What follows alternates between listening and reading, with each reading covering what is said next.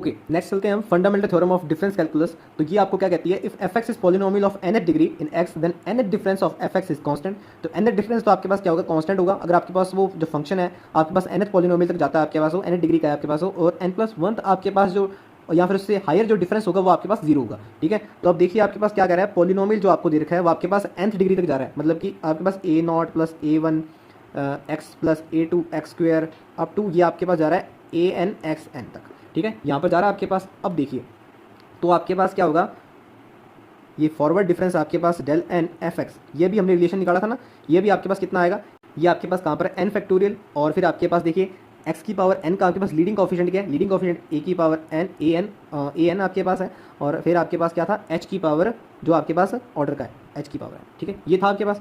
और del dot N आपके पास कितना होगा, डेल डॉट एन आपके पास देखिए ये आपके पास क्या आता था, जब आप एन फैक्टोरियल और एच की पावर एन को डिवाइड करते थे तो आपके पास ये आ जाता था, तो आपके पास Dell dot N F X आ जाएगा, तो आपके पास ये ए एन है। ठीक है, तो ये चीज़ें आपको ध्यान रखेंगी। ठीक है, ये सीधा आपके पास क्या है, ये थ्योरम है आपके पास। इससे रिलेटेड एग्जांपल कर लेते हैं, तब आपको ईजी समझ में आ जाएगा। ठीक है, if H is equals to one, if H is equals to one then, तो फर्स्ट आपके पास है, इसके अंदर आपको बताना है डेल 6 ax-1 और 6x² -1 और cx³ -1, इसका आंसर कितना होगा। अब देखिए डेल 6 आपके पास तो n फैक्टोरियल, तो मतलब क्या 6 फैक्टोरियल, और फिर आपके पास यहाँ पर 6 का लीडिंग कोफिशिएंट क्या होगा, x की पावर 6 का लीडिंग कोफिशिएंट क्या होगा। अब देखिए जब आपके पास ये तीनों मल्टीप्लाई होंगे, ये मल्टीप्लाई होंगे, तब आपके पास x की पावर 6 बनेगा, तो आपके पास कोफिशिएंट बनेगा a b c, और h का लिखने का तो मतलब ही नहीं है क्योंकि h यहाँ पर 1 दे रखा है। नेक्स्ट क्वेश्चन में चलते हैं। नेक्स्ट आपके पास जैसे कि आपको दे रखा है del n delta n ax n plus bxn -1।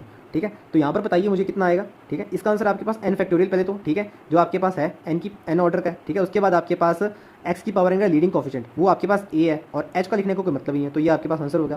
Third question इसके अंदर देख लेते हैं हम। आपको अगर ऐसा दे रखा है, अगर आपको ऐसा दे रखा है del n a0 plus a1x और a1 plus a2x and so on up to an -1 plus an(x), ठीक है, ऐसा दे रखा है आपको अगर, तो ये आपके पास कितना होगा। आप देखिए कहाँ तक है, ये n फैक्टोरियल तो आएगा ही आपके पास, ये तो आप जान गए हैं। ठीक है, अब आपके पास मुझे आप ये बताइए कि x की पावर n कब बनेगी। x की पावर n तब बनेगी आपके पास जब आपके पास ये a1 a2 a3 और ये an सब मल्टीप्लाई हो जाएंगे। तो मैं यहाँ पर लिख देता हूँ a1 dot a2 dot a3 up to an, ये मल्टीप्लाई हो जाएंगे, तो मेरे पास x की पावर n बन जाएगा, तो ये मेरे पास आंसर होगा इसका। ओके।